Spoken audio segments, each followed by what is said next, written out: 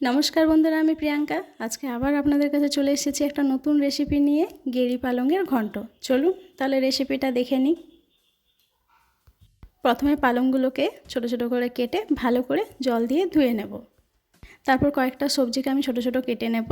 যেমন এখানে হচ্ছে আমি বরবটি নিয়েছি, বেগুন, আলু, মূলো, তারপর হচ্ছে গাজর আর কচু।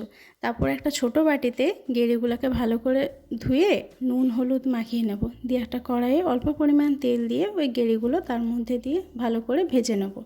গেরিগুলো ভাজা হয়ে গেলে ওগুলোকে একটা বাটিতে আমি তুলে নেব।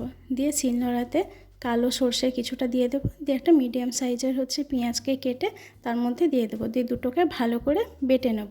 বাটা হয়ে গেলে ওটা একটা বাটিতে তুলে নেব মশলাটা। দিয়ে তার মধ্যে সামান্য পরিমাণ হচ্ছে লঙ্কা গুঁড়ো দিয়ে দেবো, যেরকম আপনারা ঝাল খান সেই রকম।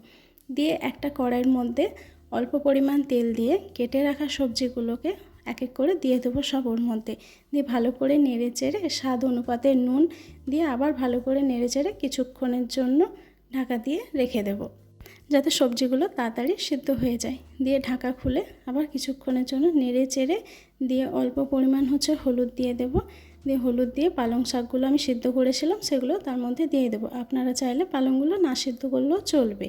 দিয়ে ওর মধ্যে ভেজে রাখা গেরিগুলোকে আমি দিয়ে ভালো করে নেড়ে চেড়ে বেটে রাখা মশলা জলটা তার মধ্যে দিয়ে দেব। দিয়ে সামান্য অল্প পরিমাণ আরেকটু কিছুটা জল দিয়ে সেটাকে ভালো করে নেড়ে কিছুক্ষণের জন্য ঢাকা দিয়ে রেখে দেবো। দিয়ে ঢাকা খুলে ডাল কাটা দিয়ে ভালো করে হচ্ছে সবজিগুলোকে ম্যাশ করে নেব, যাতে একটু তরকারিটা একটু মাখা মাখা হয়। দিয়ে আবার কিছুক্ষণের জন্য আবার ঢাকা দিয়ে রেখে দেবো। দিয়ে তারপর যে তরকারিটা থেকে জলটা পুরোটা টেনে নেবে, দিয়ে ওটাকে একটা বাটিতে আমি তুলে নেব। তাহলে কেমন হয়েছে আমাদের গেরি পালঙের ঘন্ট অবশ্যই আপনারা জানাবেন।